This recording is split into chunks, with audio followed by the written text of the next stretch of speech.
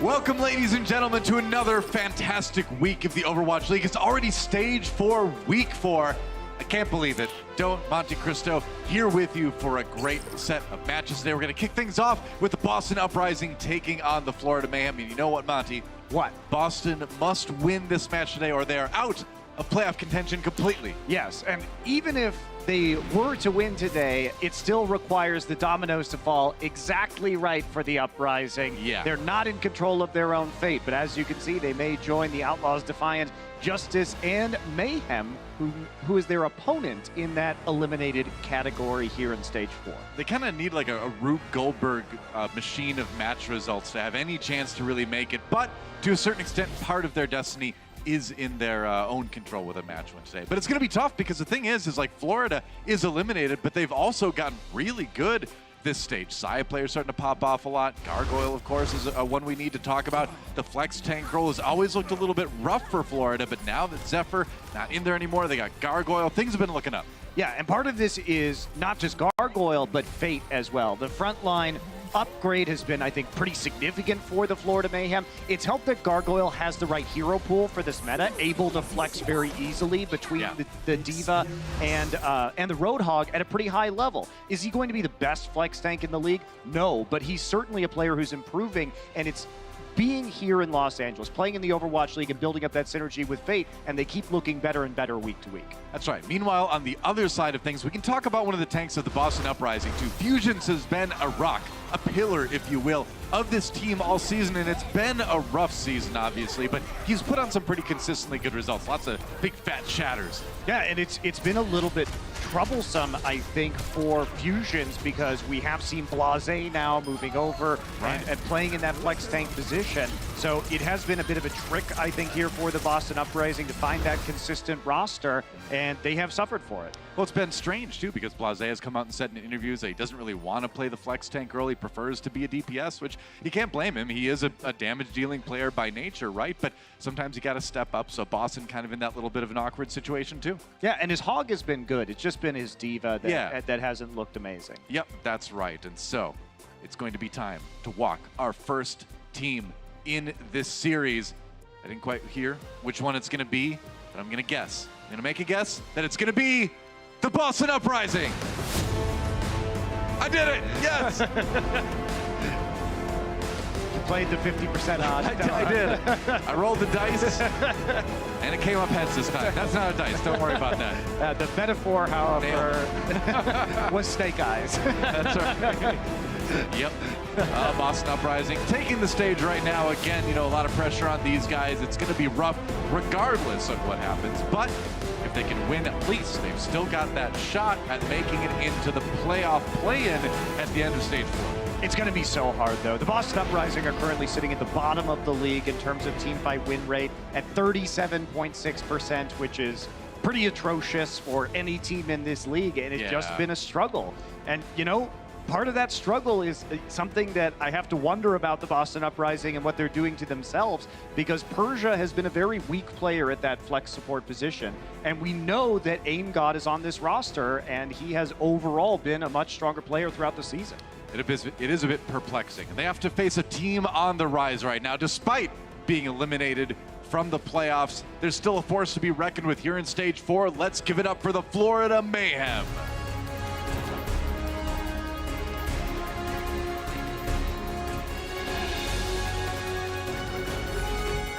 And as Florida Mayhem take the stage, obviously, it goes without saying, it's been a very rough season for these guys, but at least there is a bright spot here at the end and something for the fans to latch onto going into 2020. Yeah, there have been a couple of things that have happened with Florida. Obviously, if we look at their starting roster right now, they're fielding a tank line that they didn't have at the start of this season. Right. And also, they're now in a meta where they're going to be much more comfortable with many of the players that they did have on this roster, especially Saya player and his abilities on the Widowmaker. Yep, and Saya player, you can just tell by looking at his picture, he just loves life right now. He's just the happiest guy, going around clicking heads. You know, it's been a fun time for them. Yeah, it has been really good overall for the Florida Mayhem, and they're a team that has been on a pretty consistent rise here in stage 4. That's right. I think it is a little bit funny slash sad a little bit that being a good flex tank is something to be excited about on Florida. You don't have to be great, just be good. And like we mentioned earlier, Persia over on the Boston Uprising side of things too, this is a player that came in, just hasn't been putting up the numbers that we saw from AimGod, and the question remains, as we compare these two right now, where has AimGod gone? Yeah, I think it's been really rough, and Persia is towards the bottom in basically all major statistical categories on his flex support roles, and AimGod was performing pretty well, but a lot of it is that Boston, they were skating by on some pretty thin ground in terms of teamfight win rate this season, but we'll talk about that in a minute. Sure enough. Well, let's take a look at our map set brought to you by Toyota. Going to start things off on Ilios. Hanamura will be next for itself, and Hollywood for our hybrid map, and finally Route 66 will be the escort payload map at the very end. Unless we need that fifth and final tiebreaker map. You never know. We might, but as you can see, the Florida Mayhem have really struggled on this map. And when I say really struggled, I mean that they have played it 9 times and they have never won. To be fair, a lot of that was before we saw many of these players come into the roster, before they had time to gel in a different meta, so you always have to take that. But yes, the Mayhem have not been good here. I mean, if you just look at their last match against the Valiant, right? It just seemed like they couldn't handle the fire from agilities. They didn't even really try, it seemed like. So it's been weird for them on this map. We are going to see the mirror compositions of the May Reaper with the Diva, as has become much of the norm here on these control maps. Nice wall to start things off. The Matrix is there for the Boston Uprising. Yeah, getting right into it already. Boston Uprising taking a little bit of charge on the point here. Fate down to about half health. There's the ice wall. Ooh, nice knockback from Florida as they start to push forward, though. Reese's shields are down, though, but it looks like they nearly got fusions. He's pushed out. The Boston Uprising have to back off. Color Hex getting a little bit of healing, but Florida Mayhem do take the point first. And with a kill on the Color Hex, it's looking pretty good for Boston here. Florida, though, this map has been their kryptonite, so you gotta be concerned. Persia had his ultimate already, and that was enough for a kill on the BQB. I'm not so sure that Boston can retake, maybe. Yeah, looking like they can now. So it doesn't look like the Florida Mayhem are going to hold on to this one for too long. Yeah, but they are going to get the free percent, basically, for muscling them off the point. And they're able to force out that Blizzard. So Florida Mayhem get at least something out of this fight before Boston flips it. Ultimate's used here by Boston, but because Persia had the Coalescence first, he actually charged up nearly another one over the course of that fight. So big advantage right there to Boston. I mean, the nice thing is that when you're on the point early like that, and the point is that small room, the things like the healing orb give you so much ult charge so fast. You can kind of utilize that to get a quick ult. We see many Moiras do that. Florida Mayhem coming in, even ults on both sides. Well, we have a bit of an edge for Florida. We'll see. Supercharger down. Yeah, watch out for the defense matrix here, because that Blizzard from Mayhem could be huge. Could be. Kellex, taken out by Gargoyles, self-destruct. Kellex, wrong place, wrong time. Chris gets a knock-up onto Persia as well, and Florida Mayhem comes steamrolling back on the point. It should be a pretty easy retake. I mean, that was just fantastic value from this self-destruct. We talked about how much Gargoyle has been an upgrade for this roster. Well, they're going to initiate with that self-destruct and then hold on to their Blizzard. He's like the opposite of an actual gargoyle. Most gargoyles like lurk on top of high places and don't really move much. He just like flies in and explodes. Yeah, that's true. He's highly mobile, unlike most gargoyles that are not the cartoon variety. They're, selectively mobile. Mobile at night, right? When like they're on top of Thanatos' power. Are they selecting that, or is that they're forced to be that way? Probably forced to be that way. It's some magic thing. I don't really get it. Cartoon was great though, by the way. Hashtag Disney XP. Boston Uprising.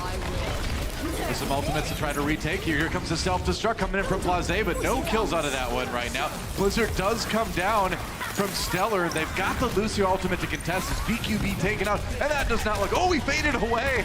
Rough moment there for Hagapin, but he actually got out. Doesn't matter, though, as Boston Uprising gonna retake with ease. Yeah, BQB held onto that Blizzard for such a long time that Stellar was able to go ahead and build another one. So Boston Uprising striking first with ultimates in a lot of these engagements and lapping their peers, but they're still behind when it comes to that control percent. Yeah, a little bit. You gotta hold on to it, you know? A couple more fights here, most likely from the Florida Mayhem, depending on how fast they decide to take this approach.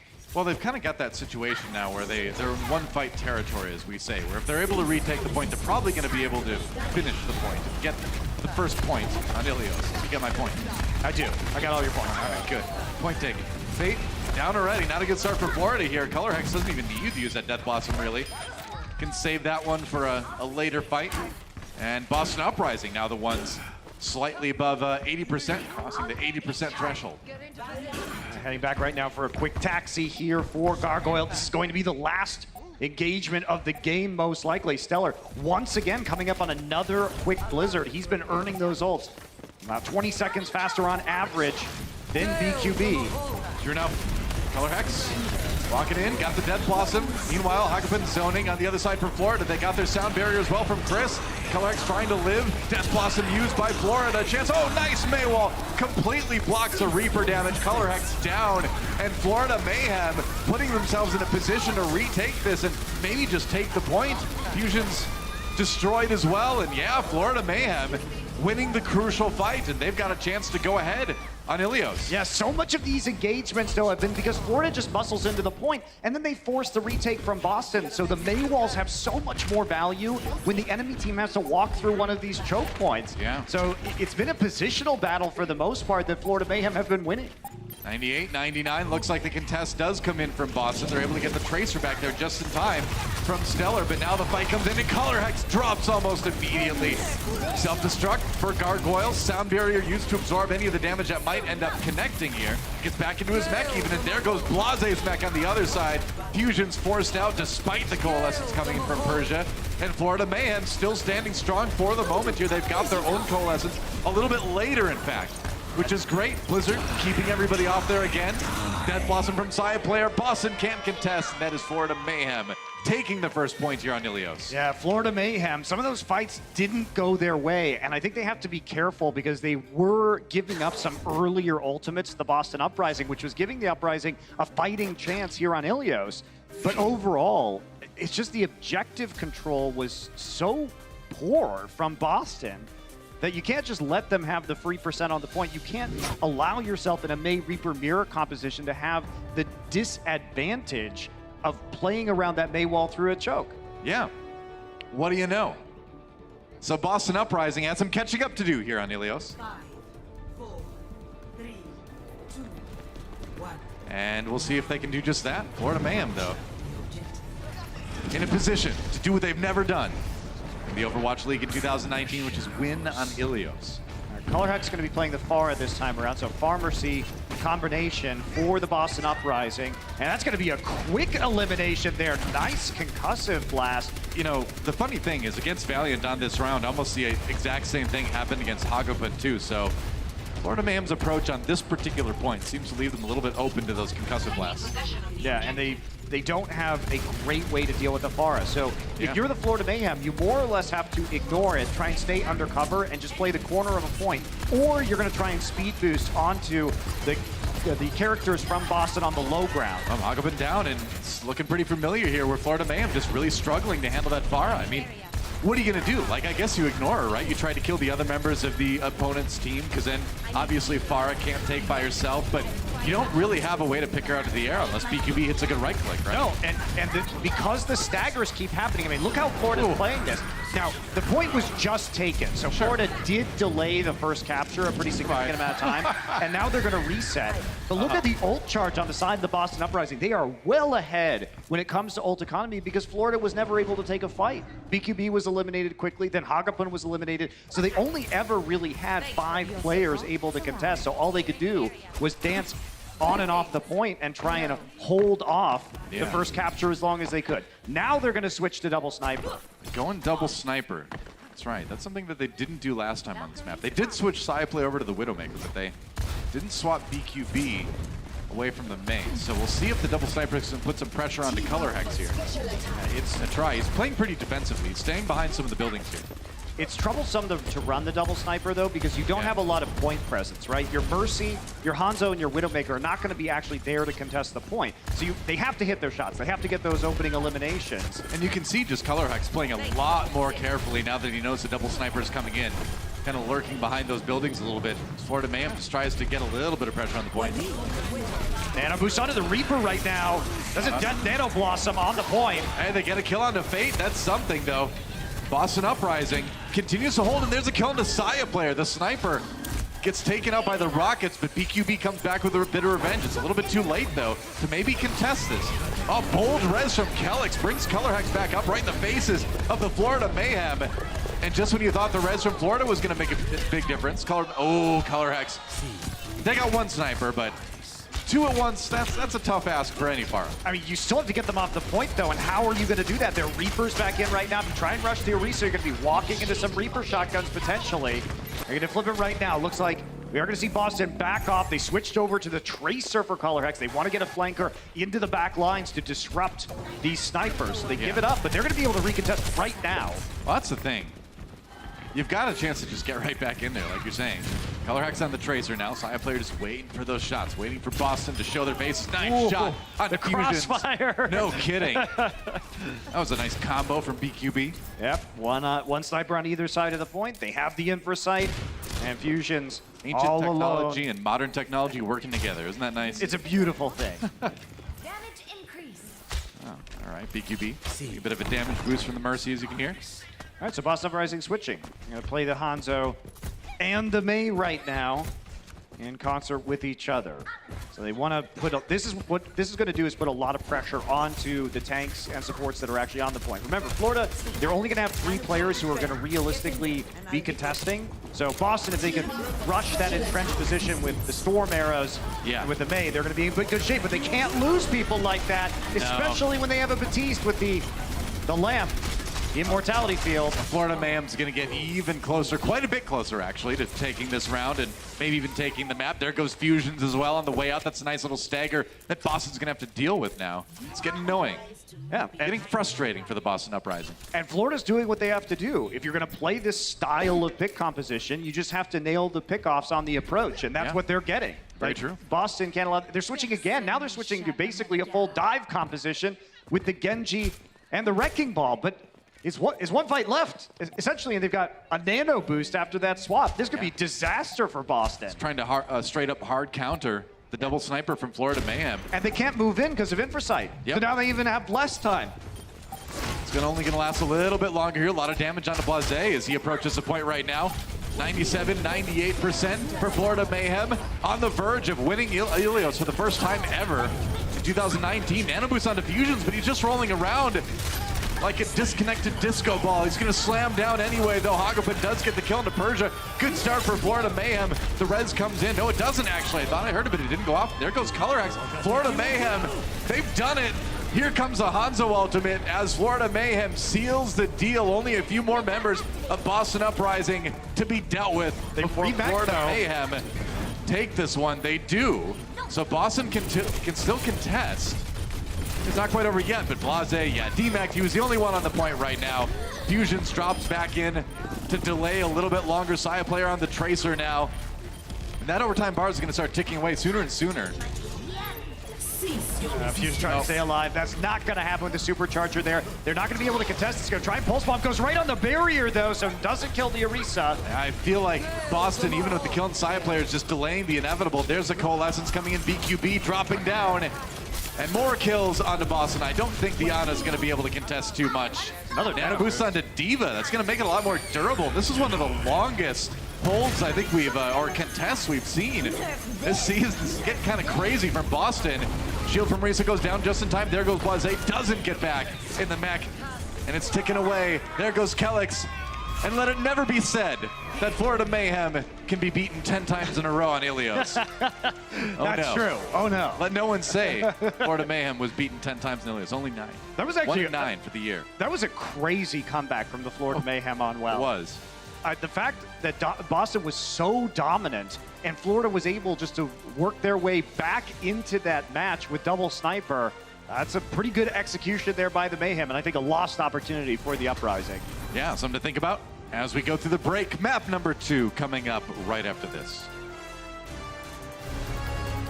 The Overwatch League is powered by Intel. Game, record, stream without compromise on Intel Core i7. And by Omen by HP, the official PC and display of the Overwatch League.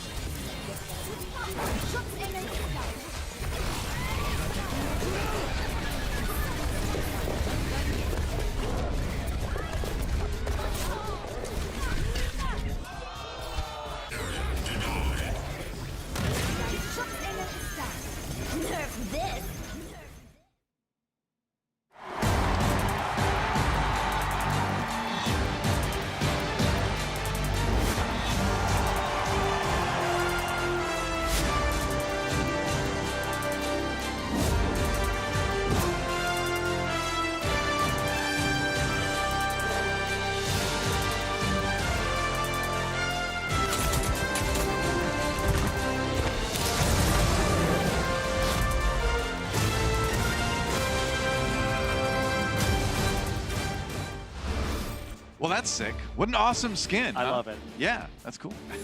And you even play Winston. I know. Yeah, I have I play him if I have have. no aim, but I do have a brain. But I'm still a Winston main. as it All turns brain, out. no aim. I mean, this must be a Winston main, right? That's what Feel they say. I've- I'm pretty sure. I've heard that one before, right?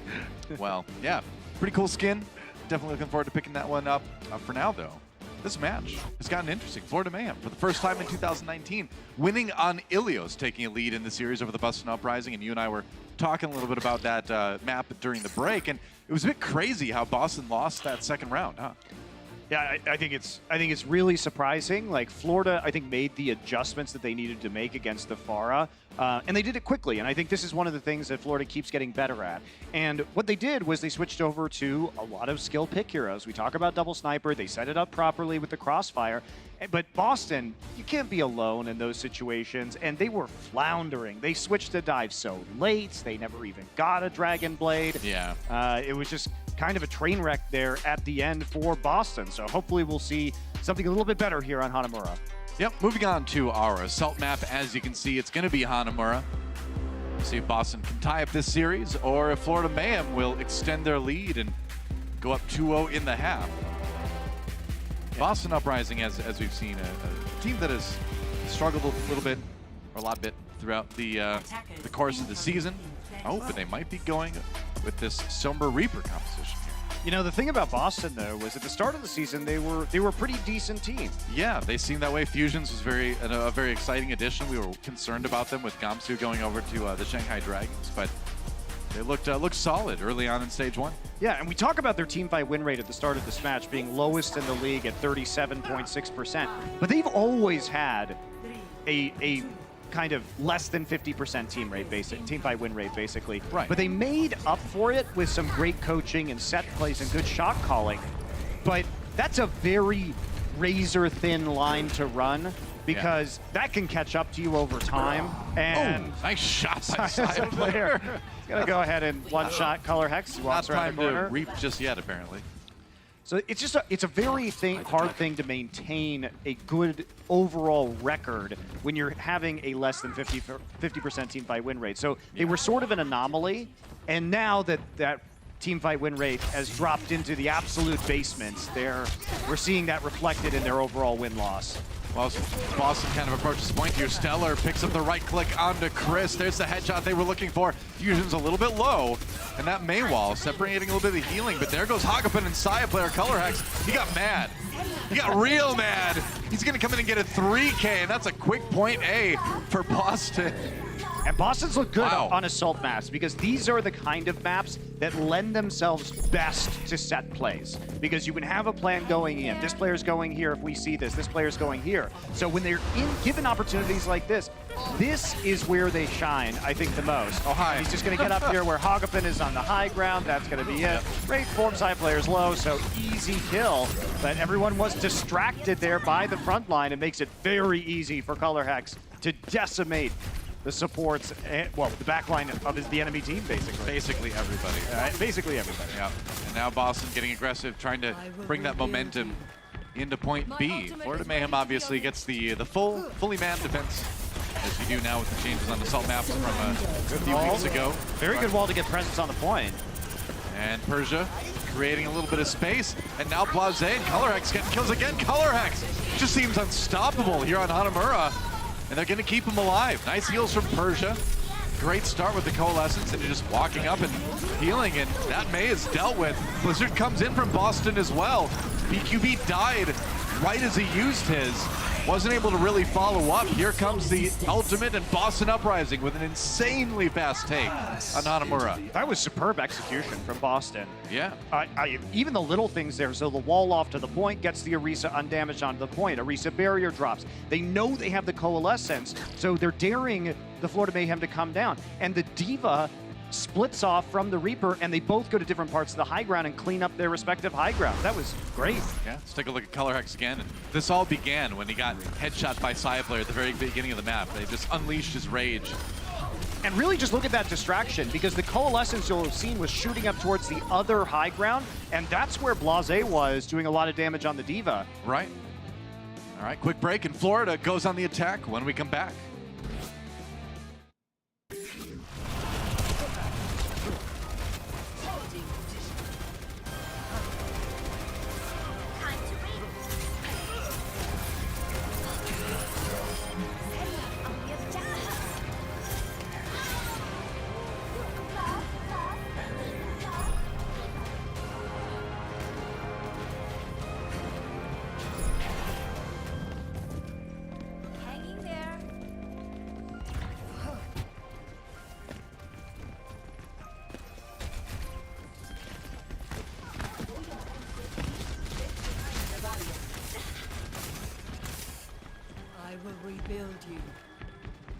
ultimate is ready to be unleashed.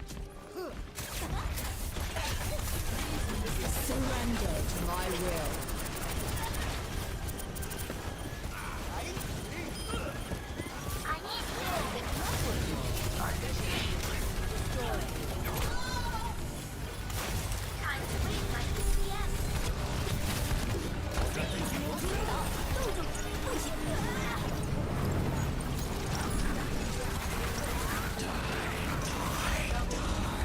Cease your resistance. Pass into the eye.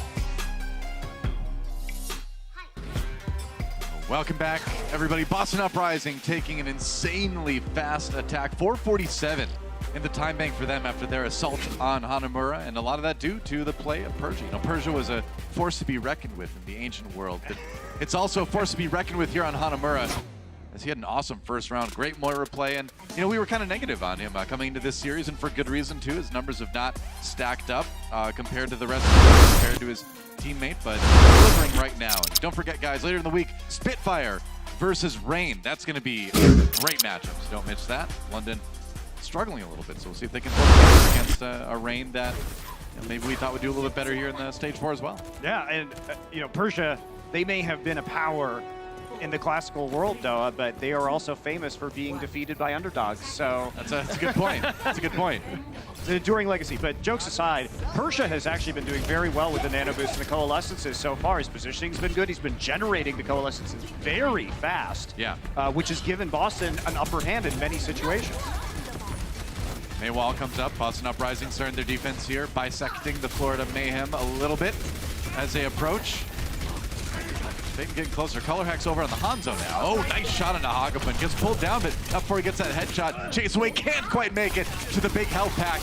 And now Florida Mayhem slamming onto the point right now. Kellix's immortality field out of the way as well. Saya player, the Reaper, picking up the kills, finally gets frozen, but there's no one to follow up on the damage, and he wraith forms to safety. Florida Mayhem taking point A just as fast, if not faster than Boston did it. Yeah, lightning fast. And part of that was Color Hex took an aggressive flank. It gave him a pick, but it also put him within range of Gargoyle's Diva boosters. So they're just hunting him down up there, and then the Diva quickly able to rejoin the teammates on the point. And now Florida Mayhem trying to snowball this. Yeah, you know, that's one of the strengths I think that Gargoyle's bringing on the Diva, is that he's very good at knowing his limits. He knows exactly when he can go in there, get that kill, and get out without really endangering his team. Yeah, he's sort of note-like in that way. Yeah, he is a bit. He's solid Diva. Now he's got the self-destruct lurking below. My will. And going after the back line, just forcing everybody back to spawn. Gets it with the sleep dart, though. Defense Matrix not there. Fusions, meanwhile, gets the nano boost to stand a bit stronger on the payload. Blizzard comes in, but nobody is in it. Florida Mayhem not trapping anyone. And that ultimate from BQB, Immortality Field down on the Boston side, and so is the person who spawned at Kellix taken out as well. Now the sound barrier for Florida Mayhem as they push forward, trying to get a better time than Boston had, and they are close. Hanzo ultimate comes through, and it doesn't look like Boston has any kind of defense at all on this point. No, they're not. What a slam. They got to clean out the immortality field, but Florida Mayhem somehow might end up with a better time, and they will, just barely. They may. We'll see how long the contest comes in. Not long enough. And by seconds, Florida Mayhem actually takes it faster. Great positioning for the Reaper. Got him above the point with that shadow step as fast as they possibly could. Crazy. 447 for Boston, but 449 for Florida Mayhem. 2 seconds in the lead. We'll see if that matters when we come back after this.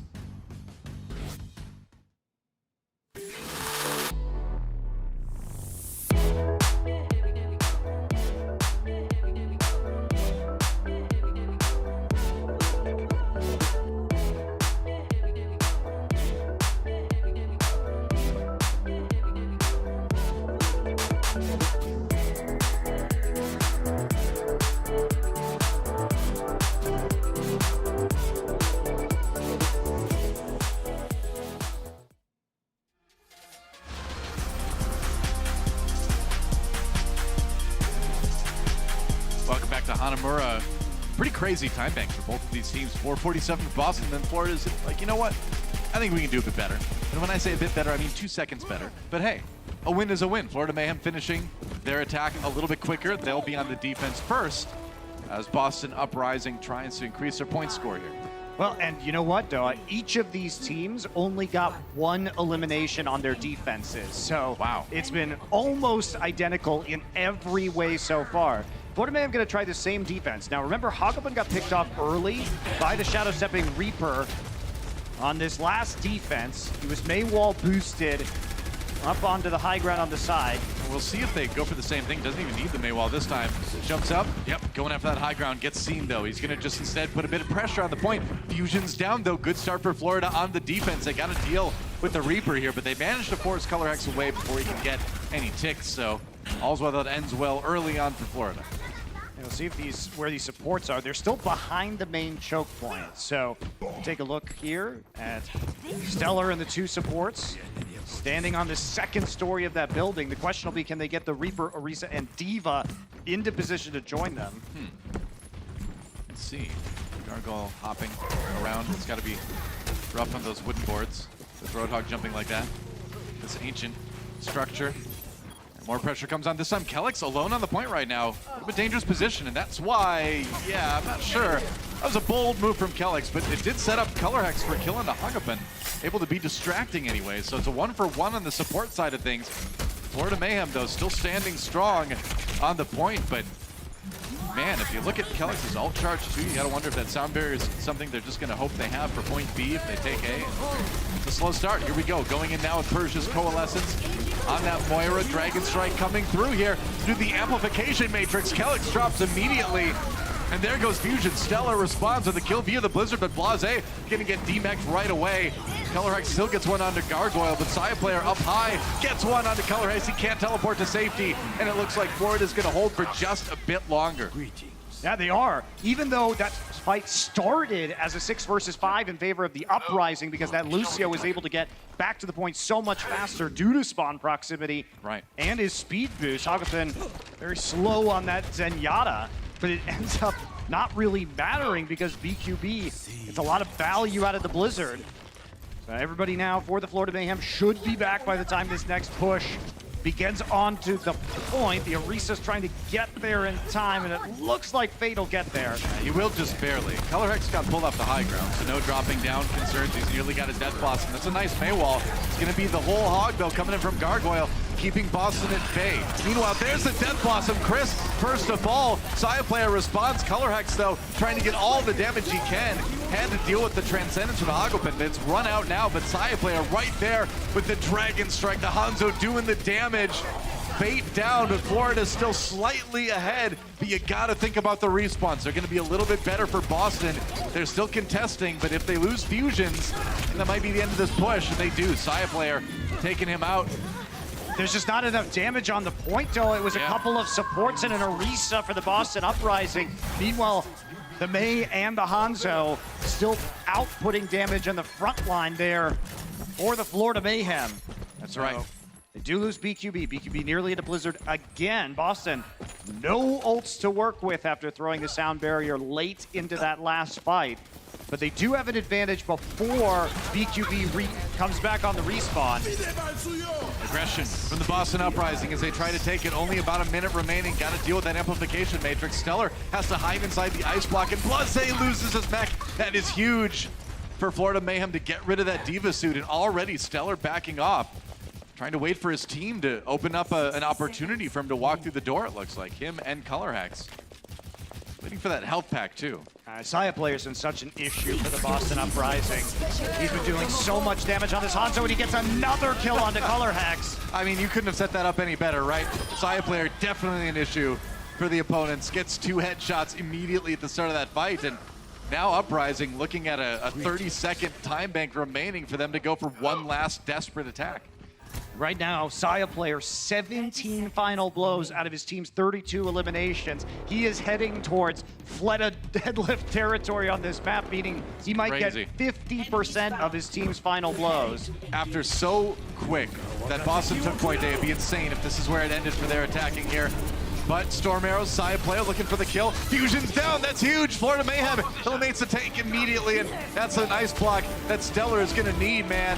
BQB gets another one. Blase only takes out the Immortality Field with the self-destruct.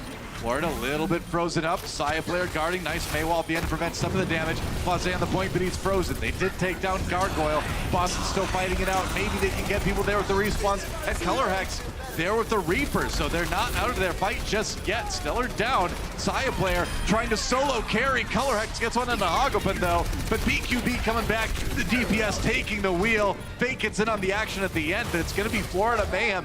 Full holding, not allowing a single tick for nearly 5 minutes against Boston. That is incredible. Yeah, and thanks to Saya player, a lot of that. Good teamwork, of course, but they were in some desperate situations, though, where they were down a player. They were losing players like Hagapun on the Zenyatta that take a long time to get back from that spawn, and yet they still managed to hold. And Saya player certainly popping off here when his team needed him. They have a very good chance. I mean, I feel like we saw this last map too, where Boston, you know, they look like they're so dominant and then everything just crumbles. It's bizarre. It's weird, and you can attribute some of that to the adjustments, you know, maybe that Florida made in their positioning. You know, they didn't, that time they were expecting Color Hex to come up on the Reaper, so there's some of that too. But yeah, I mean, you almost never see, I don't think I've ever seen a team held for that long and not get a single tick, at least not outside of my rankings. It's also hard because Boston made some bold decisions. Like when half of their team was killed and they had their Mei and their 2 supports, they held them on the second floor, and then they tried to use back cap pressure, but that took so much time to set up, and then when it fails, it's just a disaster, right? Right. So that tactic doesn't end up working for the Boston Uprising, and all they can hope for now is a draw. Yep, which is great news for Florida. I mean, no matter what happens, they're still going to have the lead going into halftime here. But they have an opportunity, and a good one. Again, nearly 5 minutes to get a single tick on point A and win the map, take a 2-0 lead in the series. Here comes the shield. Bait starting his cooldown a little bit early as it drops right when they needed to. Ooh, that one gets eaten. Tried to pull some of the Boston Uprising defenders off of the high ground there. He's gonna keep walking forward. 4 to 5 from both the Reeses right now. Blase getting in to try to do some damage. Fake getting a little bit low. Maywall there, we swap over to Saya player. And Boston Uprising trapped on side of the point. They're trying to defend. There goes Blase's mech, and there goes Blase. And now Saya player right behind the Orisa. Fusions finally gets a kill on the Fate. But it's looking grim for Boston already. Fusion's down. Persia seems to be soon to follow. Kellex has the Immortality Field out to keep him up. But they gotta get on the point. It's only 1 tick needed for Florida, and they take it! Boston can't even get there. And you don't really, it's impossible to make it look easier than Florida did right there. 2-0 lead for them going into the half. Looked like a disaster, Doa. That first attack by Boston, Florida got 1 elimination to Boston's 14. They just roar back through their own attack, almost 5 minutes on that A defense, and then a quick capture. Really good by Florida. Big lead for Florida. Halftime coming up. The Overwatch League is brought to you by T-Mobile, now connecting 99% of Overwatch League fans. Catch your league on America's network, T-Mobile, and by State Farm. Whatever life brings your way, State Farm is here to help life go right.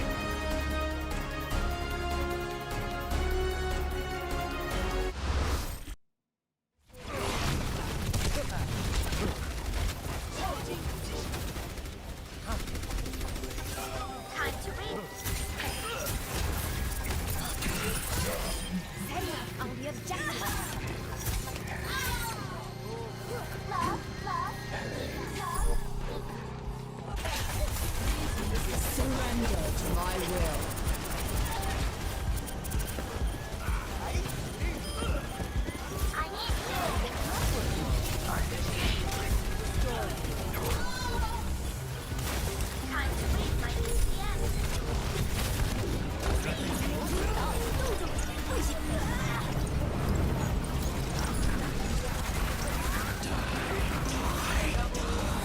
Cease your resistance.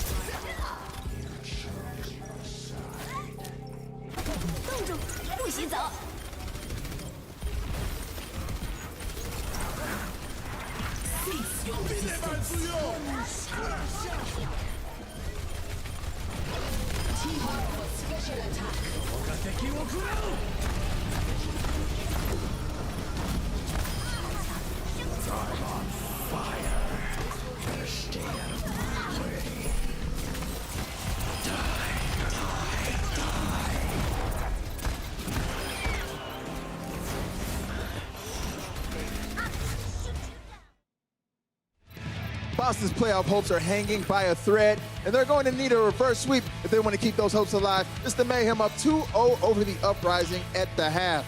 What's up, everybody? Malik here. I got Zoe and Brent, and it is halftime, getting ready to break down what just happened. We talked a lot about the Boston Uprising playing Blase at off-tank in that last matchup. We thought it was just a one-time thing, but it looks like they're going to continue on that. Stellar getting the call on DPS. Yeah, I mean, I think this has partially probably to do with Stellar coming in. So RCK has to swap out Blase in on that off-tank role. However, as you mentioned, we haven't really seen that before. Yeah. And he even stated in an interview himself that he doesn't really want to play off-tank. He'd rather be a DPS player. And frankly, he looks a little bit uncomfortable still on that diva role. Well, we got to see a little bit of Stellar popping off on Ilios. So what'd you think? Was it good? Was it bad? It was serviceable, all right? Like, I don't think he popped off necessarily, but also this is not really a meta, and those are not really team compositions where you have that popping kind of thing going on to begin with. I do think that he pulled his own weight. It wasn't outstanding, but it was decent enough. And considering that he's a new addition kind of with this roster in these kind of compositions, it's still a learning curve. I did not like what I saw, but there's definitely a lot of room for improvement. Serviceable play, I think, sums it up pretty nicely, honestly. Honestly, I don't really have too many high expectations for Boston, obviously, coming in. They've just been on a bit of a slide as it stands right now. So this is really an opportunity for them, I think, as Zoe has said, to try and sort of flex in a couple of new pieces, test what's working as well. And it's all really about focusing for the future for 2020 right now. Now, Boston, with that being said, they're not out technically. Right, I was going to say. I believe the only way they could have been in the playoffs was if they 4-0'd every match. And they're now 0-2 at the half. So they may still be mathematically possible to qualify, but you don't like numbers anyway, you said. I don't like numbers. Yeah. And I mean, they hurt my head. We are talking about the Uprising, a team that knows all about map 5s when it comes to the Overwatch League. Moving on, Hanamura was very interesting because we did see some popping off from both of the superstars of both teams, Saya Player and Color Hex. So, I put a focus on these two players in particular when we were building this because I want to talk about players that we can build towards for the future for Boston. And Color Hex is definitely one of them. Another person on the Boston Uprising that I would really build around is also Fusions as well, just because his leadership qualities that he brings to this team as well. But these are two players that Color Hex has never really had the opportunity to showcase what he's good at. But he's got a fantastic Widowmaker. His hit scan is very good, but he really struggled in the Zarya metas. But on the other side of things, you've got a Saya Player. We all know what Saya Player is capable of. But now he's doing it not only on the Widowmaker, but also the Reaper, also the Hanzo as well. A variety of other roles. And now that Mayhem are finally building towards this core of like a fully Korean roster that can really supplement Saya Player well, you're going to start to see these moments where he's really popping off like we did see in Hanamura here. So this is also very promising if you're a Florida Mayhem fan. There's so many things that you've got to look forward to moving forward into 2020, but also for the Boston Uprising plans as well. I mean, the question now comes up is what kind of philosophy works best when it comes to building rosters? And Boston, they've been slipping a little bit, so you got to start to call into question the way they're building a lot of these teams. Right, well, you know, you said it. The Boston Uprising not technically out of things, but they desperately need this win. They're in a bit of a free fall right now, and if we take a look, their decline has been happening for a while. If you remember going back to last season, they started off okay. Then they had that perfect 10-0 stage, and ever since. Boston had so much success early on here, like the 10-0 as well. And this is when we were starting to say, like, they're so good at picking up various bits and pieces of talent, unknown talent, and sort of molding them into a great roster. And they tried to carry this on going into this season, and you can see them just sliding down. So you've got to call into question now as well. Is this the right way to build a team? Is it just a fluke that this has happened? You know, did they get a little bit unlucky? Whereas, I mean, if you move over to the Florida Mayhem side, it starts to look a lot better in the way that they've worked. But also, this is a franchise that statistically has been one of the worst in the Overwatch League that we've had. But we have to point out here that, you know, we didn't have 20 teams at the beginning either. So they were at the bottom here. Like, this is not them being on top or in the middle. Like, this is still the bottom. We didn't think it could get any worse. Yeah, you think it can't get worse, but voila, it can. However, they really picked it up here, which means they didn't really build their team meta-proof per se, but they happen to have a team now which looks good in that 2-2 lock. You have to say as well, a couple of the players they brought in, they've only just been able to get in as well into Stage 4. Players like Gargoyle as well coming into this roster have really shaped it up well. But honestly, Boston Uprising, you got to sort of think as well. I mean, it worked in season in the 2018 inaugural season when they were building their roster in that way. Now, maybe if I was doing Boston Uprising right now, I would definitely focus on building around Fusions and Color Hex, but Florida Mayhem seem to be actually a very good position, as you can see. Well, yeah, they're up 2-0 and getting ready to head into Hollywood. Who's this map favoring? It's great. It's a great question. I didn't look at the Probably numbers. Florida actually. Mayhem. Florida Mayhem, Like, based off of momentum, or? Based off of momentum, but also they look better with the May Reaper compositions that we're seeing. Yes. And they also look better on Sniper composition, which Hollywood really suits on both of those sections. Florida Mayhem, that should be a good map for them.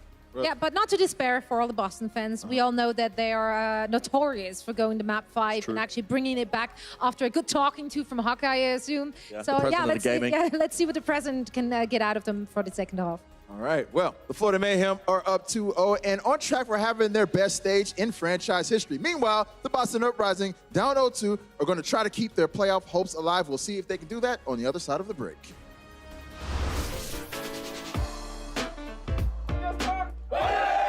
大家好，我是杭州 Spark 主坦郭雪，来自四川。那时候我舅舅会在这有一次带我去了网吧玩，然后让我看他玩游戏，他会教我玩。当时他玩的是 CS， 所以后面就有点喜欢上这种东西了嘛。我对 Spark 本期的期待，我希望我们能进入决赛吧，最好能拿到冠军。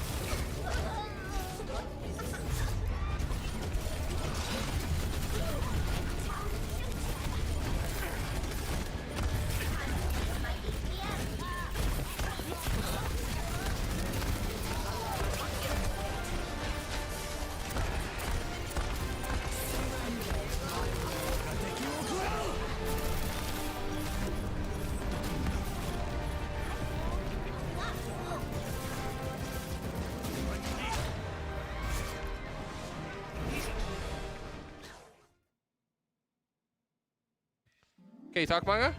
Boy check! Boy check! Okay. Yeah, mic check, yeah. Mic check, yeah. Woo! Oh, don't. Oh my God. Dante, Oh, that was pretty Dante, loud, please. Good. Crash mouse. Hello, my name is Corey Overwatch, and I'm here today to teach you how to play Hanzo and Widowmaker. If you guys kick him in the ankles, the cameras won't catch it.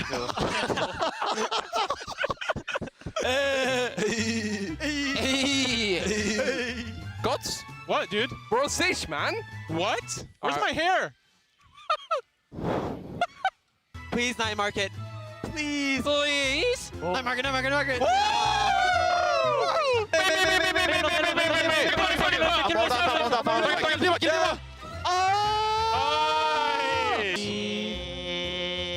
Oh, stop.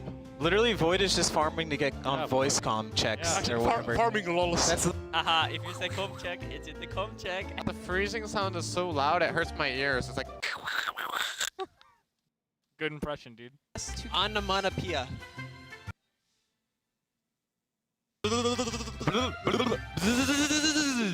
mean, I don't feel that cold right now, but I'm a tomato. What? I'm a tomato. I'm surprised. Why so many people? Cause me. That's true.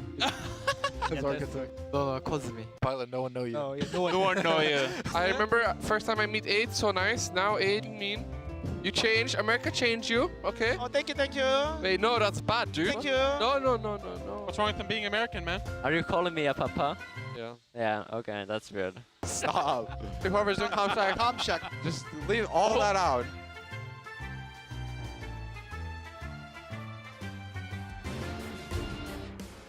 There you go, a glimpse into the somewhat frightening minds of pro gamers.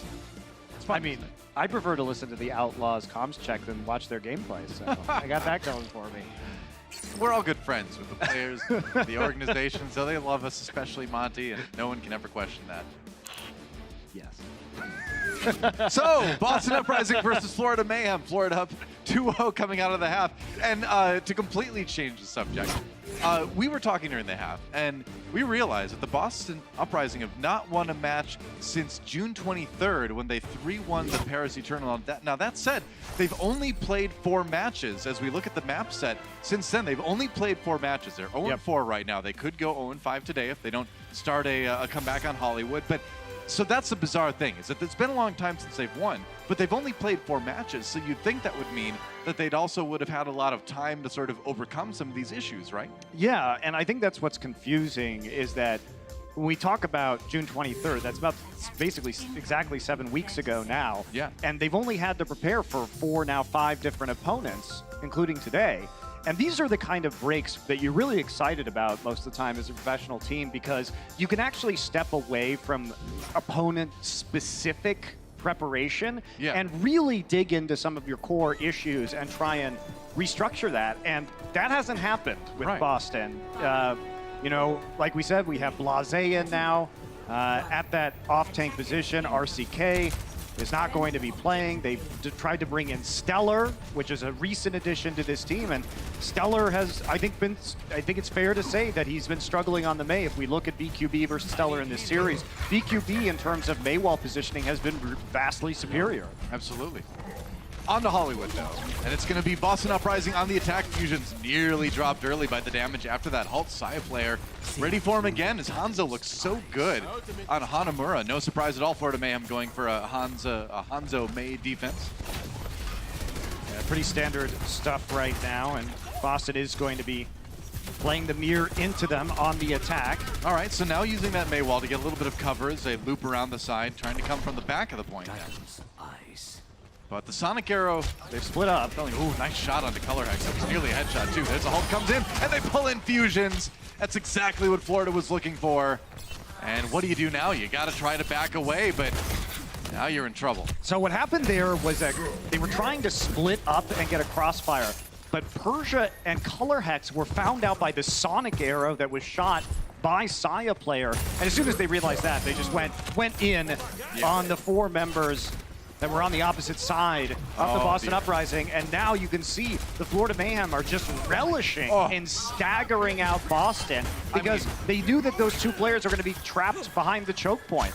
Color Hex dying was kind of a foregone conclusion at the end of that fight, but to be able to get the kill onto Persia on his way out too, that is a nasty stagger that the Florida Mayhem have put together. Yep, and that's been the issue for Boston. Has been a lot of these staggers throughout the match today.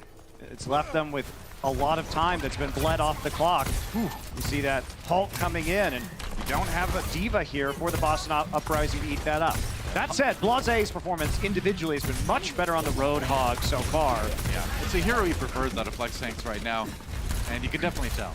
Looks a lot more confident, but there goes Color Hex again. They're going to drop the Ant Matrix, so to kill him to Fate. Good. I mean, Florida Mayhem may not have been expecting that, and now we have a little bit more of an even fight. Boston Uprising even with the edge when you consider the respawns, but here comes the Dragon Strike. Can they keep Fusions alive? They can't. Hagopen with the Zenyatta snipe at the end, and looks like Florida Mayhem going to keep holding for a bit longer. The Mayhem's positional play around May walls and around abilities that carve up the opponents like Dragon Strike has been a lot better this match. Dragon Strike comes in right there just to make sure that Fusions is isolated on the flank. At the same time, they were trying to get a hook on the outside for Persia. It was a long flank there by Gargoyle all the way around the opposite side of the building towards the choke point. So they had two methods of trying to control that fight. One of them works, and now Boston, once again, trying to group up, get around the backside here.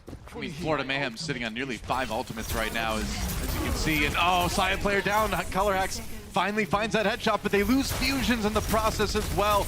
And Florida Mayhem still looking okay. They can get by without the Hanzo. He was the only one who didn't have that ult impending at this point. Yeah, and also the Orisa's very important to getting presence on the point, right? You can't stand in this much damage, especially with the hooks and stuff coming out too, unless you have a lot of barriers in front of you. So, yeah. Whoa. Well, that happens. They had to wait for Fusions. But again, this is a late stagger. Florida is basically getting perfect stagger timings here, where it's like right as Boston gets the player that's been eliminated back, another one goes down. Yeah. Do you feel like that's a bit of indecisiveness on Boston's part as far as like when they fall back, when they decide to give it up and regroup? Some of it's positional because they put themselves where if somebody dies and they just can't get out to the rest of their team. Some of it's just, you know, poor planning with their team. So just making right. All right, Supercharger comes in. Hagopan immediately finds the kill onto Blase. Dragon Strike coming through the Florida Mayhem side, but everybody gonna live there. Meanwhile, Gargoyle misses the hook, but he comes in with the whole hog transcendence though up from Persia. So Florida Mayhem struggling a little bit, and now Color Hacks finds the kill on the Saya player. Fusions does drop, and Florida Mayhem again finding the kill on the tank, and we'll see if they can turn it around to a fight. Looks like Chris about half health there. Florida Mayhem. Oh, and here we go. Blase, kill on the Gargoyle, and finally the scales have been tipped in the Boston side, and they're gonna finally get the payload going, but man, it was about as close as it could be, deep into overtime for the Uprising. Yeah, luckily for them, Persia held onto that Transcendence so they would have it to survive the incoming Blizzard. So Florida Mayhem going to be respawning right now. Color Hex is going to come in and show us how it's done here with a 3K. Yeah, popped off a bit there. I mean, he's been a bright spot for Boston today. If you're a Boston fan and you're looking at this situation, Color Hex, he's been good today on the Hanzo. Yeah, looking very solid. The gates open as we move into Westworld here. Florida Mayhem getting another chance to defend, and the thing is, only 2 minutes on the time bank, so it's going to be a struggle for Boston for the rest of this push, regardless of how well things go. Pressure's on now. Florida not making any changes on their respawn, and instead see the Dragon Strike come through here onto Florida, but that's not going to do much. Nope, they got the hook. They pulled in Stellar. He manages to back away, but that's a ton of damage coming through the Amp Matrix. Plenty. Color Hex, though, responds with another 2 kills onto Chris and Fate, and that payload is continuing to move. And you got to keep in mind throughout all this that Boston Uprising, if they want to keep their playoff hopes alive, they need to win this series, and they're going to need to reverse sweep to do it. The kill on the Saya player helps. Payload stalled out, though, for the moment. Yeah, we're going to see the spawns coming in faster for Boston. It is a 5 versus 3 right now by the payload for Boston. However, Florida's coming in with their tanks. Yep. Next plan, here we go. Amp Matrix, but they're going to pull Blase right through it. And Gargoyle ready with the whole hog, too. Florida Mayhem, Immortality Field keeping people alive. Now the Blizzard comes in from the Boston side. Stellar trying to lock up the Florida Mayhem players. Persia, oh, the hook misses. Could have been a big pick for Gargoyle. Instead, they're going to lose Chris. Dragon Strike coming down from the high level there. Color Hex, though, finds 2 before he's finally taken out by Saya player. That payload's going to keep getting some distance here as soon as they deal with BQB. Beat momentarily. There we go. It's another wall down, but it doesn't stop the payload. It's another pop-off here by Color Hex, Noah, because he has 10 of his team's 15 final blows right now, so sitting at a 2/3 rate. And it's been an issue that they've been struggling to get some of these objectives, but it seems like when push comes to shove, Color Hex on Hollywood has been able to push them over the line. Sure enough. Got to do it again, though. And the thing is they've only got Persia's Transcendence to do it with. A few more ultimates for Florida Mayhem. Fate flying high with the Fortify, and Color Hex trying to build up that Dragon Strike. The payload is nearly there, just 2 meters away. Florida Mayhem contesting now. Amplification Matrix down again, and here comes a whole hog from Gargoyle, just trying to push people off of the payload. Can he get them off long enough for the overtime bar to tick down? It's so close, and they do it. Gargoyle putting that Roadhog ultimate to great use and just really preventing Boston from even getting back to the payload. Yeah, that was just a push off at the end is what they needed. But Yeah. Boston got a lot considering how desperate it was there at the end of point A. They did. They nearly get to the end of point B. So there's something for them here to work with if they can have a strong defense. True enough. Florida Mayhem gonna have to work for it a bit when we come back. The Overwatch League is brought to you by Zip Chair Gaming, the official chair supplier of the Overwatch League. Pass into the iris.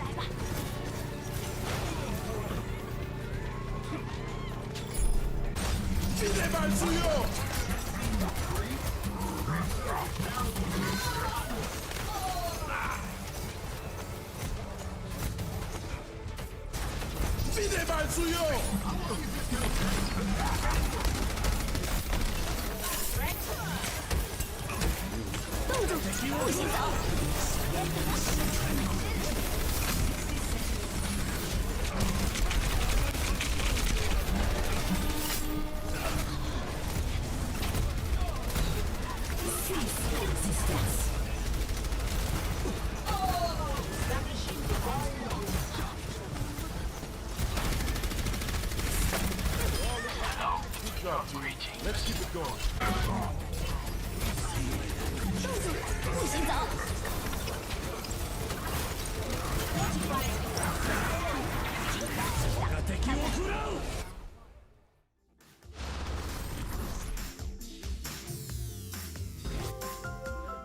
Welcome back, lords and ladies, to the land of Hollywood.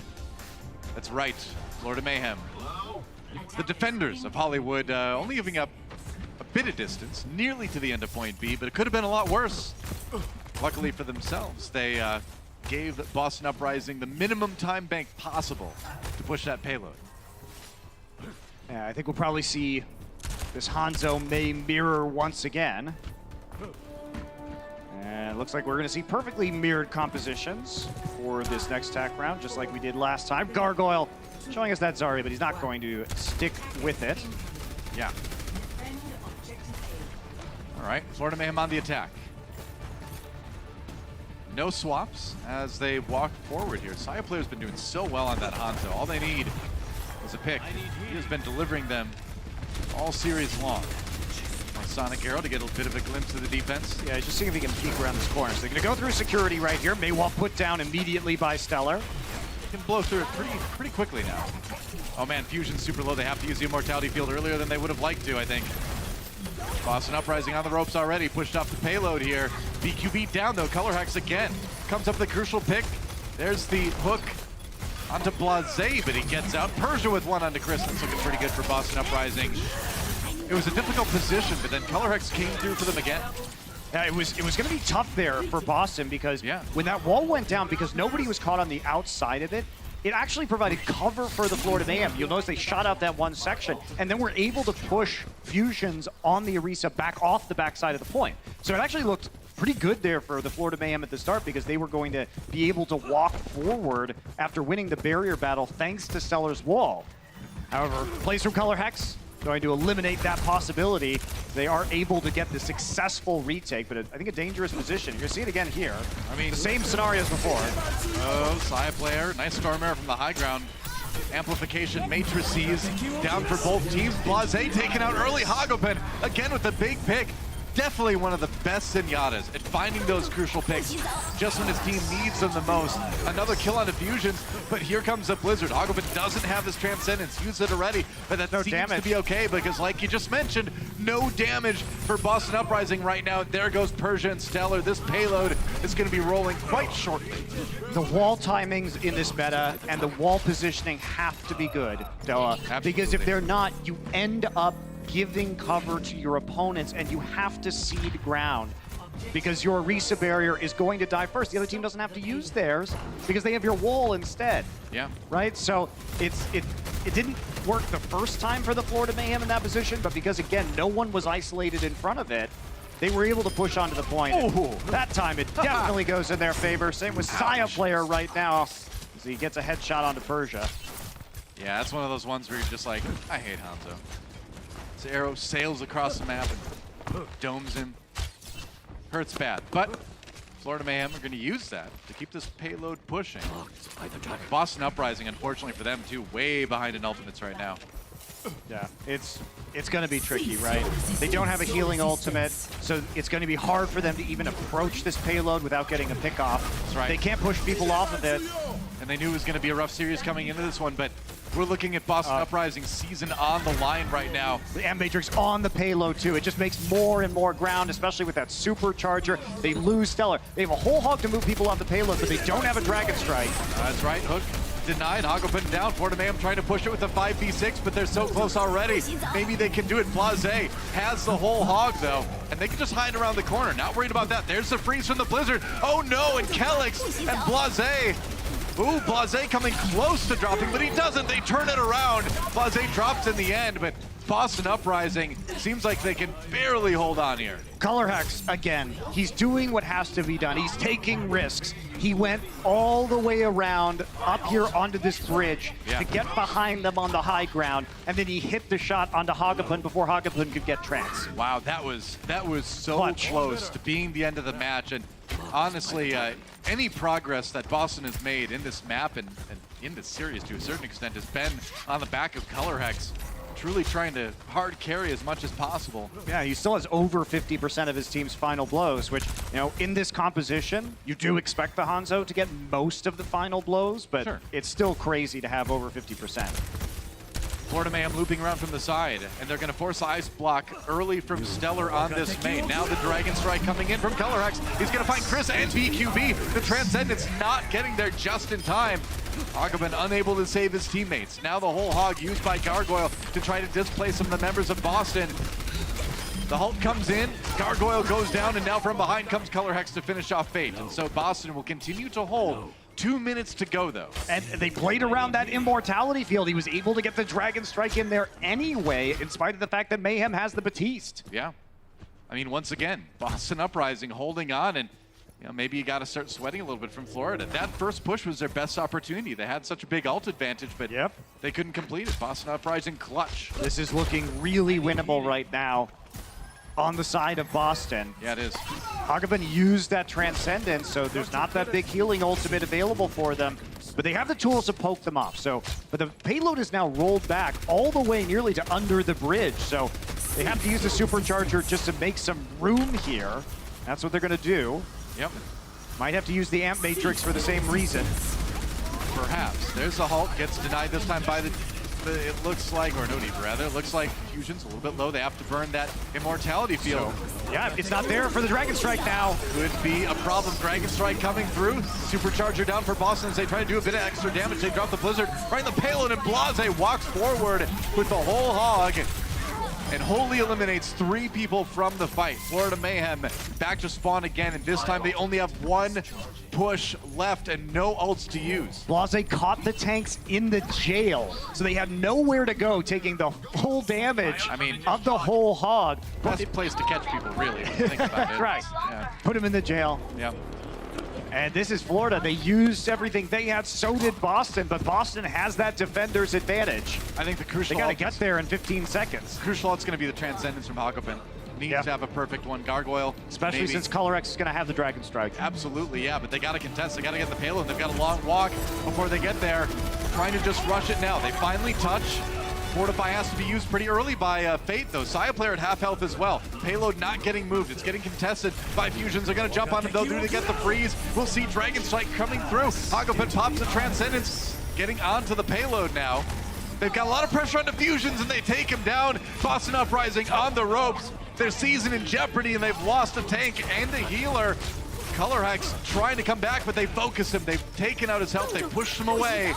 And he goes down, the last hope for Boston. Stellar eliminated as well. And despite the blizzard, it's going to be Florida Mayhem eventually taking this map and taking this series. Boston Uprising eliminated from playoff contention. Florida Mayhem will take the series. One map to go, but the result is in the bag. That's right. And I'm so impressed with Florida's mentality, Doa. They've been put in some tough situations, and they've just responded in kind. It seems like when the pressure's on for Florida, they really deliver in a big way. Indeed. Frustration on the face of Fusions. They nearly held it to the end, but it's going to be at a 3-0 so far for Florida Mayhem. Map 4 coming up when we come back. The Overwatch League is powered by Intel. Game, record, stream without compromise on Intel Core i7. And by Omen by HP, the official PC and display of the Overwatch League.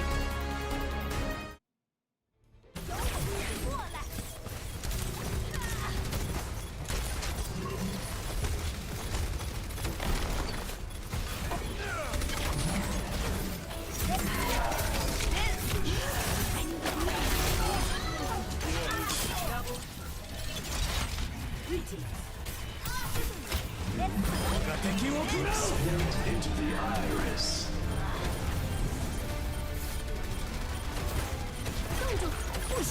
Pass into the iris.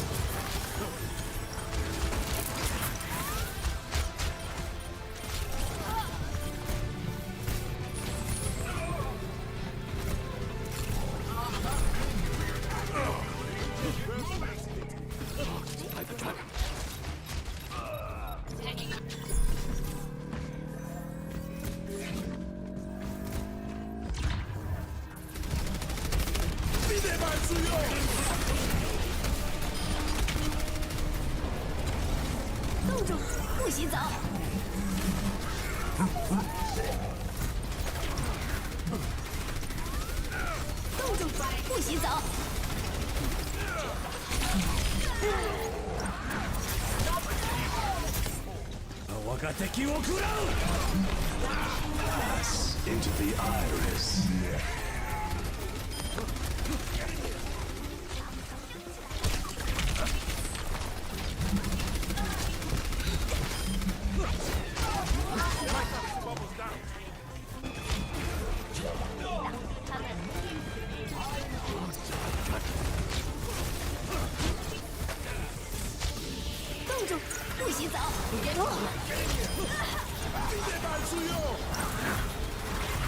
Cease your resistance.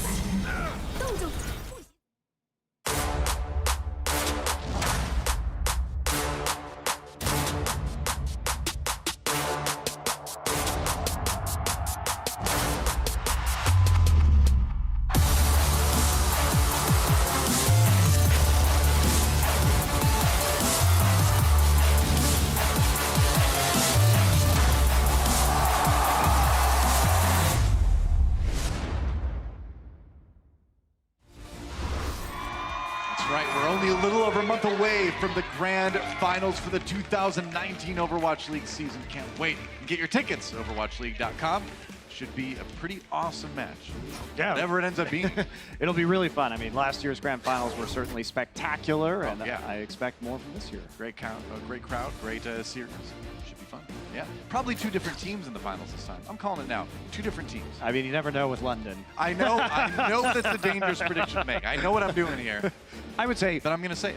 Different teams in the finals. Likely not Philadelphia. Probably likely not London too. But you know, you never know when London feels like turning it on. They can just roll through a playoff. We've seen it. They have the individual talent to do it. That's for sure. I have opened myself up to some risk. That is true. That is true. We've got a substitution coming in.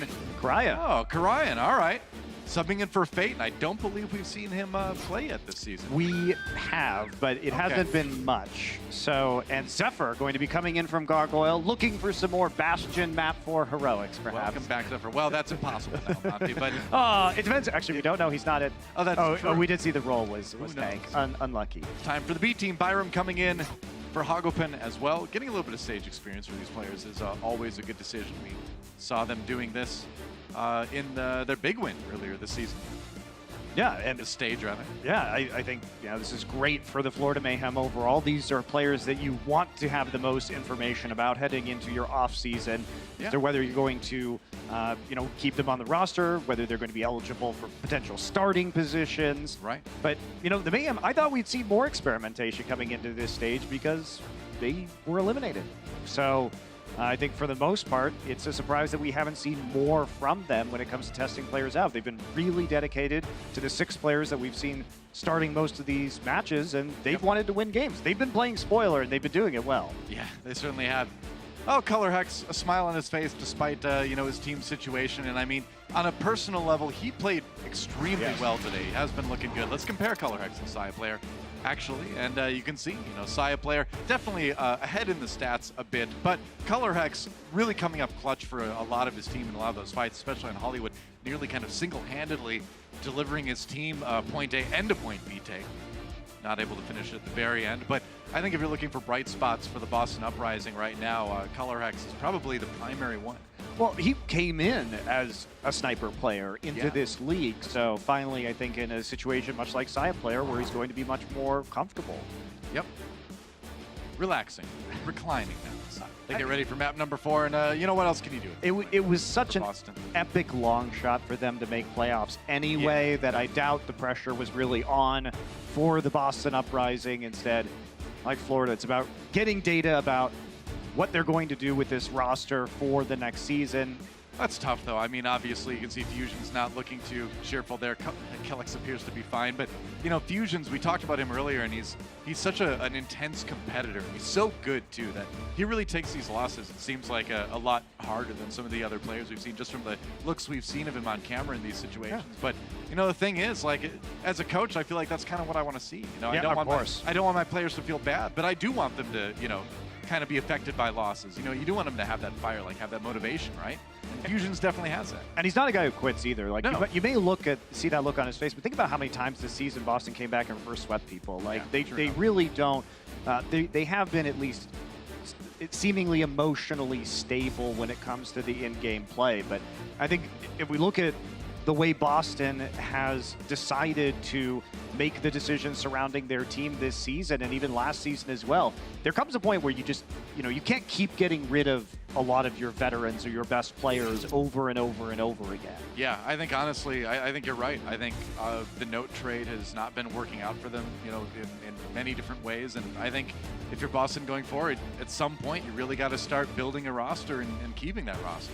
And there's something to be said. Like, we don't know what it's like to work with a lot of these players on day in and day out. And maybe Boston is trying to find that star player that they really feel like they can build an organization around. And perhaps they feel like they haven't found that person who really meshes well with the org yet. And so we continue to see them have, I think, a very aggressive cycling through a lot of top talent that has gone on to be successful in other teams in this league. Yeah. There are a lot of factors to consider, of course, when building a top-tier Overwatch team. We'll see as these players get ready to jump into map number 4 if the Florida B team can get the team a win, get them to 4-0 here, and see if they can do it on Route 66, going to be our escort map. And will it be a 4-0, or will Boston be able to take one to the end here? Yeah, we haven't seen Karayan in a while. Yeah, that's why I was wondering. Like, I'm trying to remember the last time we saw him on stage. I know he came out at the start when he got here, and we were still in the GOATS meta in stage 3. So we'll see how his performance is on the Orisa. There you go. I feel like we just haven't casted either of these teams in a while. We've done a little bit of Florida, but man, it's been a long time since we've done a Boston match. As you can see, Florida 1-1 on this particular map, Boston 1-2. And it's going to be the Boston Uprising on the attack first. Forward defense from Florida, as we often see now in the May meta, but they're going with the Hanzo again rather than the Reaper we see a lot. I may have misremembered, though. I think we have seen Karayan. I think you're right. Okay. I recalled him being there right at the start of stage 3 as soon as he got cleared and into the country, but I may have been misremembering that with old contenders matches. You know my memory is like a steel trap, so how dare you contest me? I've never said anything wrong on the broadcast ever. Whoa, floating Maywalls. Magic. Magic, ladies and gentlemen. Karayan coming in immediately, dazzling us with a display of mystical power. Yeah, so for those people, as you see, BQB gets stacked there by Blase. That's a nice start to getting the pick here. It's less than magical. So Karayan and Gargoyle do have a lot of synergy together, being from the same team in Korea, WGS Armament. So an opportunity to see them now and out. Very true. There's a hook onto Zephyr as he gets pulled out. So despite that synergy, we don't see them play together. It's going to be Zephyr instead. And the payload moving now for Boston. Yeah. So let's see here what Florida Mayhem is going to do on this next defense. Only the amplification matrix. Good picks from Blase. And to talk about Boston, the Roadhog has been pretty good. Like Blase, statistically, since we've seen him playing this off-tank position, has been a kind of middle-of-the-road Roadhog when it comes to the league. It's been the D.Va that he is at the bottom of statistical categories like final blows per 10. Yep. Oh, nice hook. Very nice. Karayan down, and that was just a great ult hook combo for Fusions and Blase. Colorex down, though. Byram finds a nice pick via the Zenyatta. They've got that immortality field as well, so the damage being done. We also have the flank angle right now with both the Roadhog, that's right, and the Hanzo. Putting in some damage there, trying to make some space. That's a risky thing to do, though, and Blase will punish you for it. Yep, certainly is. And Zephyr, you know, we've seen him be in that position a lot of times throughout the season, but Saya player kills Persia with the Dragon Strike. Just wrong place, wrong time for the Zenyatta. Florida does get forced back, though, and the payload stopped. For the moment, is Boston Uprising trying to win this fight before they go back and push. It's going to be the Transcendence coming in from Byram. As they jump back onto Boston, the Blizzard not doing a whole lot for BQB, but he's going to follow it up with a right click on the Stellar anyway. Now Blase interrupted during the whole hog, and he goes down. Byram finishing blow there, and they're going to hold this payload right where it's at. Kellick's down. Wow, I thought Boston was really going to take a quick point A there.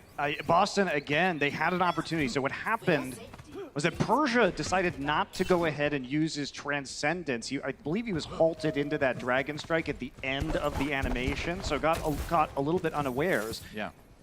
But that means that the advantage that they were waiting for with their respawns went away, and it gave an opening for the Florida Mayhem to get back to 6 players around the payload and continue this attack. Blizzard, that's a long-distance Blizzard. Yeah, but it lands well, and Florida Mayhem scrambling a little bit. Chris Frozen, the Fortify from Karayan, keeping him alive for just a bit longer, but not too long. Zephyr comes back with Saya player for kills on the Kellickson Stellar, though, and Boston Uprising again, thinking they have the fight won, but kind of feeding themselves into the wood chipper there. They were so reluctant to use the Transcendence, though, to follow up on that. They got a little bit greedy because they thought they could get it with just the Maywall and the Blizzard. Unfortunately, Zephyr there with some key picks on the Roadhog, and now they have to play with 20 seconds left into 4 ults, including Blizzard, and they have nothing. They have a Dragon Strike, and that's not likely to be enough. Yep. A lot of ultimates for Florida on the other side. Supercharger. Here comes the Dragon Strike. Saya player has to dodge it, gets the lunge out there. Zephyr, whole hog through the immortality field and then through the rest of Boston as they have to fall back. Yeah, the damage. Can anyone even reach the payload? They do at the very end, but Byram fragging out on the Zenyatta and Florida Mayhem. It's all cleanup. It's all elementary. A stronghold, nearly a full hold from Florida. And it looks like Monte Cristo, it's going to be a 4-0 here. Yeah, you got to believe that it will be. Yep. They knew that the Dragon Strike was the only tool Boston had, so even when they cut their team in half, Zephyr had the presence of mind to go ahead and pop whole hog, so there was no following up. People couldn't walk up and take advantage of the separation of the Mayhem players, and then they could just overpower with their own massive ult economy after that. Let's check out Byram towards the end of that one. Find it out with the Hanzo. Getting a little bit bloodthirsty. I like it. Ooh. Long range wins the supportal combat against Persia.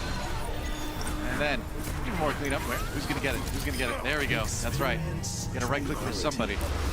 And a celebration transcendence. It's party time on the payload. Got the disco fever right on the payload. That's right. Yep. He's staying alive. Helping other people stay alive, too. That's right. How generous of him. Well, it's been a great series for the Florida Mayhem. Rough time for Boston Uprising. They've got one more defense here. before the end of this one, but Florida Mayhem, as you can see, only needing to push it through about maybe 75% of point A to finish this map, finish the series, get the 4-0. Looks like it'll be just with the same composition yet again. Not a lot of deviation for either of these teams throughout the hybrid and escort maps on this series. Wanting to run with the Zen to put that extra pressure with the Discord Orb onto the tank line. Yeah. And then also Divalus for the most part for both sides, even though Florida switched out a bunch of their players. Can run the same strats. Yep, why not? A good halt hook. Oh, hey, it's Chris. You go fishing, you never know quite what you're going to catch. That moment, it happened to be the Batiste. That's a good one to get. Yeah. Be happy with that.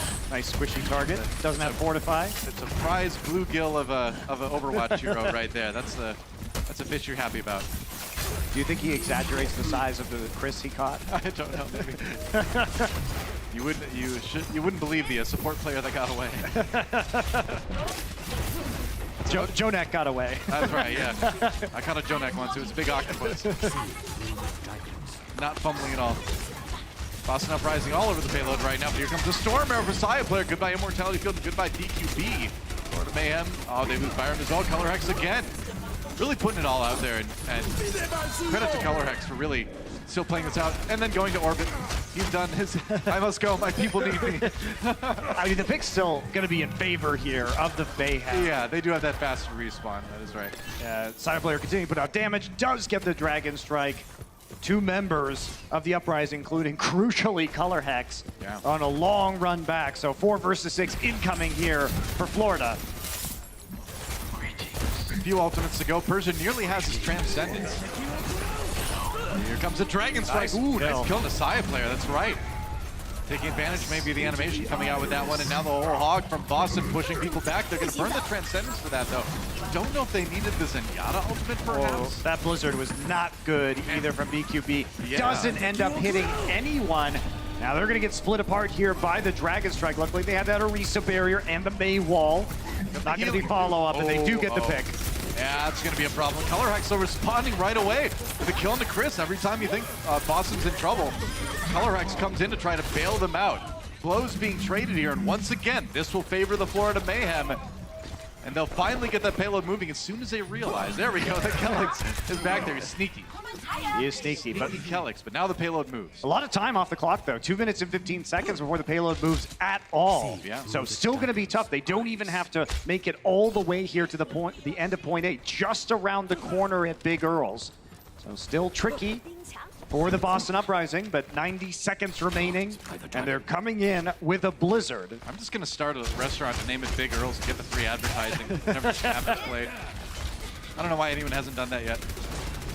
I mean, that's why I named myself Monte Cristo, because on this map. There you go. Do you get money every time somebody eats one of those sandwiches? Unfortunately not. You got to work on that. Where's your business acumen? Florida Mayhem pushing forward here. And that's a nice Blizzard, actually, from Stellar. Losing a lot of people. Zephyr in trouble. He's going to go down, and Boston Uprising not ready to go quietly into this good night quite yet, as they're going to keep defending. Late kill into Byram, and now under a minute for Florida Mayhem. And it's been a rough match, but it'd be a pretty crazy hold for Boston to pull this off at the end. And we have 3 new players in Doha, but Florida has delivered today in these back against the wall kind of situation. BQB is going to have a Blizzard. There's no defense matrix for Mediva on the opposite side. Saya player with the Dragon Strike as well. Gonna have that in just a moment. Persia's got to be careful with his Transcendence. Gonna have to choose how he uses it. Yeah, Saya player, you can tell he's really trying to stay out of that hook range from Blase. They're on the payload now. There's the Dragon Strike Maywall. They can't approach the payload, and they can't go through the Dragon Strike. Boston Uprising split a bit. Yeah, they have to use the Transcendence. Persia identifying that is the only way they can get close, but now the Blizzard is on the payload. Fusion's in trouble. Immortality Field goes down, and so does Fusion. And Florida Mayhem have found the ticket if they can just finish this fight to take the 4-0, and they've eliminated the tanks. That's step 1. And here's the amplification matrix. Now Byram gets another one, and that is it. 4-0 for the Florida Mayhem. And it was tough for Persia there because he had to decide whether he was going to use Transfer Dragon Strike or whether he's going to save it for the Blizzard.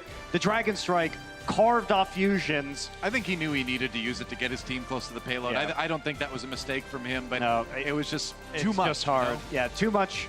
Too difficult of a situation. It was just a well-executed final push by Florida. You know, you get the Mayhem on the Dragon Strike in the right place. You leave them no other option, really, than to transcend to get close to the payload. So, yeah, well played to the very end by the Florida Mayhem today, and they'll take the 4-0. Their season, you know, no playoffs for them either, but certainly looking strong in Stage 4.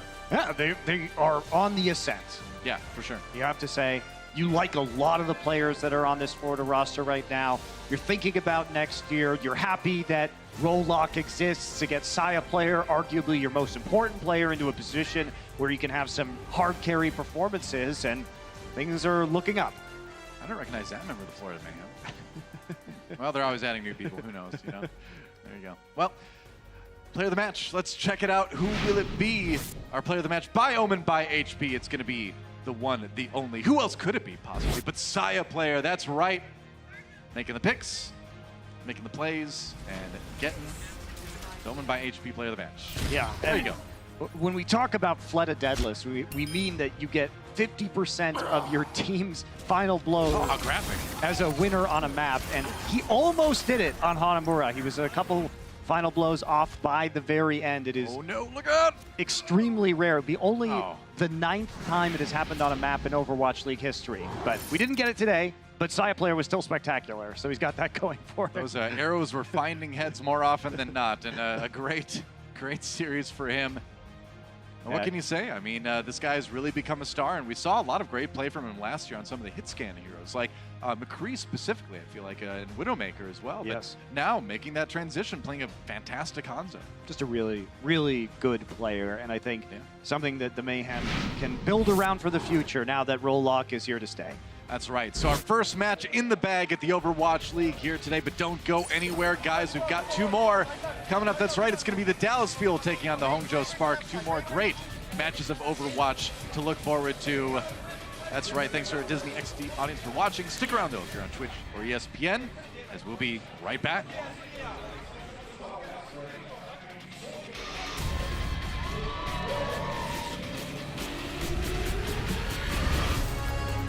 The Overwatch League is brought to you by T-Mobile, now connecting 99% of Overwatch League fans. Catch your league on America's network, T-Mobile.